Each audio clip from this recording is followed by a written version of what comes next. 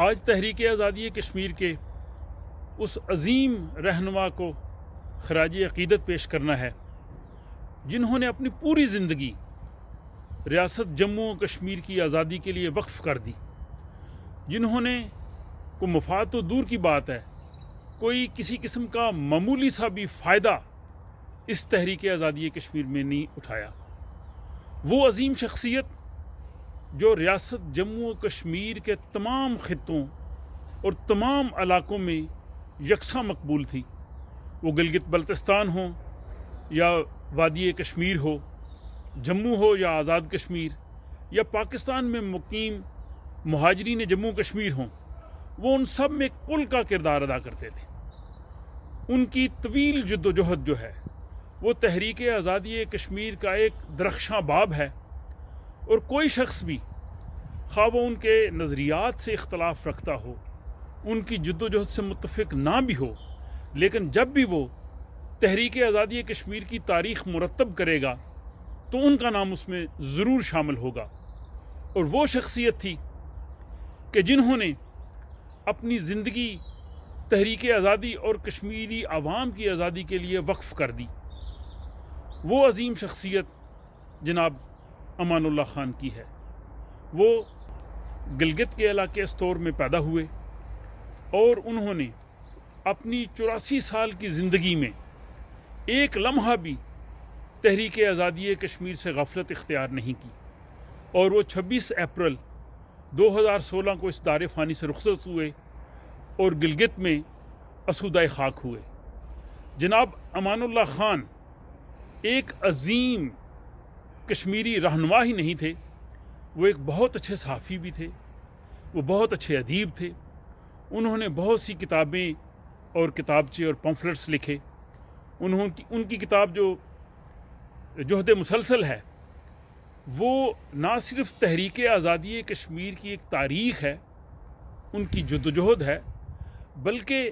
وہ عام قارئین کے لیے بھی ایک مطالعے کا ایک بہت بڑا ذخیرہ ہے، جس میں انہوں نے کامیاب زندگی بسر کرنے کے لیے اور زندگی کی دوڑ میں نمایاں کامیابی حاصل کرنے کے لیے بہت اہم اصول وضع کیے ہیں، اور جو اصول انہوں نے اس میں تحریر کیے ہیں وہ زندگی کے ہر شعبے میں، خواہ وہ آپ کا تعلق کاروباری زندگی سے ہو، طالب علم ہوں، یا زندگی کے کسی بھی شعبہ میں ہو، انہوں نے کامیاب زندگی کے لیے جو اصول اپنی کتاب جہد مسلسل میں لکھے ہیں وہ ہر شخص کے جو ہے وہ کام آ سکتے ہیں، اور ہر شخص کے لیے میں سمجھتا ہوں کہ وہ مشعل راہ ہیں۔ جناب امان اللہ خان گلگت میں پیدا ہوئے اور تعلیم انہوں نے وادی کشمیر میں حاصل کی، اور اس کے بعد پھر وہ تحریک آزادی سے وابستہ ہوئے، انہوں نے صحافت بھی کی، اور انہوں نے پھر جب نیشنل لبریشن فرنٹ کی بنیاد رکھی گئی، جناب امان اللہ خان اس وقت مقبول بٹ شہید اور دوسرے لوگوں کے ساتھ انہوں نے سیالکوٹ کے قریب سچیت گڑھ میں اپنی جموں کی مٹی کو ہاتھ میں اٹھا کے قسم کھائی تھی کہ ہم اس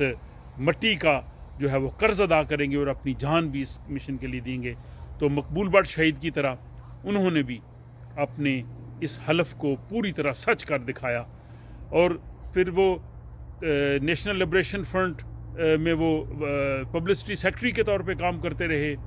پھر تحریک آزادی کشمیر کا ایک طویل سفر ہے جو اس مختصر گفتگو میں بیان نہیں کیا جا سکتا۔ وہ جناب مقبول بٹ شہید کے دست راست تھے، اور مقبول بٹ شہید کی شہادت کے بعد 11 فروری 1984 کے بعد تحریک آزادی کشمیر میں جو ایک تھوڑی ٹھہراؤ آ گیا تھا، وہ شدت نہ تھی، یہ جناب امان اللہ خان ہی تھے کہ جنہوں نے اس تحریک کو جلا بخشی۔ اور بلا شبہ اگر امان اللہ خان کی شخصیت نہ ہوتی تو 1988 سے یہ جو موجودہ تحریک آزادی جاری ہے یہ شاید اس طرح سے نہ ہوتی۔ یہ آج کی موجودہ تحریک آزادی، خواہ اس میں بے شمار جماعتیں نکل آئی ہیں، بے شمار شخصیات اس میں شامل ہو گئے ہیں، لیکن موجودہ تحریک آزادی کشمیر جو ہے، اس کو شروع کرنے والے، اس کو پروان چڑھانے والے، اور کشمیری نوجوانوں میں آزادی کا جذبہ بیدار کرنے والے جناب امان اللہ خانی تھے، اور انہوں نے ہی یہ عظیم کارنامہ سر انجام دیا۔ 1987 میں جب بھارتی دباؤ پہ ان کو برطانیہ سے پاکستان بدر کیا گیا، تو پھر 1988 میں میری ان سے پہلی ملاقات لاہور میں جناب عارف کمال بٹ صاحب کے گھر پہ ہوئی. میرے بھائی طارق صاحب بھی ساتھ تھے اور عظیم کشمیری حریت پسند جناب عبدالحمید دیوانی صاحب بھی اس ملاقات میں موجود تھے. اور پھر ملاقاتوں کا ایک طویل سلسلہ رہا. وہ انتہائی ملنسار، انتہائی ہمدرد، انتہائی بااخلاق. بہت سے رہنماؤں میں وہ خوبیاں نہیں ہیں جو ان میں انسانی خوبیاں کوٹ کوٹ کے بڑی تھی. عاجزی، انکساری، اپنے دوستوں کے، کارکنوں کے، ساتھیوں کے نام یاد رکھنا، ان کو اکثر فون کرنا، یہ خوبیاں اور کسی بھی کشمیری لیڈر میں دیکھنے میں نظر نہیں آئیں. اور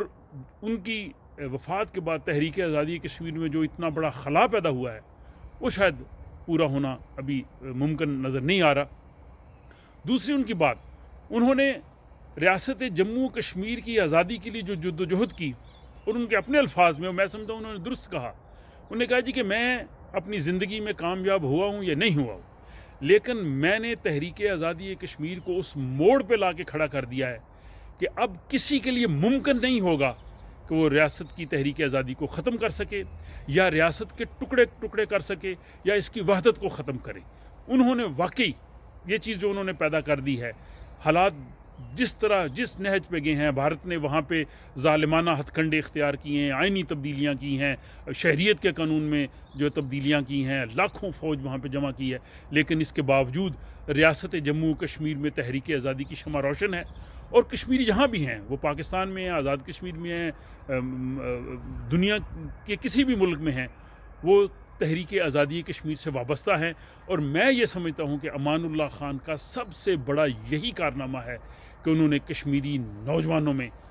تحریک آزادی کی شمع کو روشن کر دیا ہے، ان کے دلوں کو گرما دیا ہے اور اس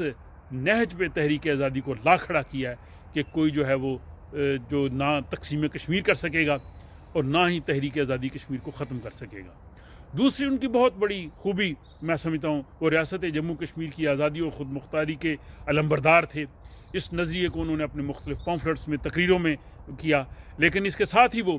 پاکستان کی سالمیت اور نظریہ پاکستان اور پاکستان کی مملکت کے بہت بڑے حامی، ہمدرد اور اس سے محبت کرنے والے تھے. اور وہ اپنی تحریک آزادی کشمیر کے لیے اور اپنے فری کشمیر کے لیے قائد اعظم محمد علی جناح کے جو بیانات تھے ان کو ہی پیش کرتے تھے. وہ ایک مورخ بھی تھے، وہ ایک مصنف بھی تھے، وہ ادیب بھی تھے، وہ صحافی بھی تھے، سب سے بڑھ کے کہ وہ ایک بہت عظیم انسان اور اعلیٰ خوبیوں کے مالک تھے. اور کشمیری قوم ہمیشہ ان پہ فخر کرتی رہے گی، اور جب تک یہ کشمیری قوم زندہ ہے امان اللہ خان کا نام ہمیشہ زندہ رہے گا. دعا ہے کہ اللہ تعالیٰ ریاست جموں کشمیر کے اس عظیم رہنما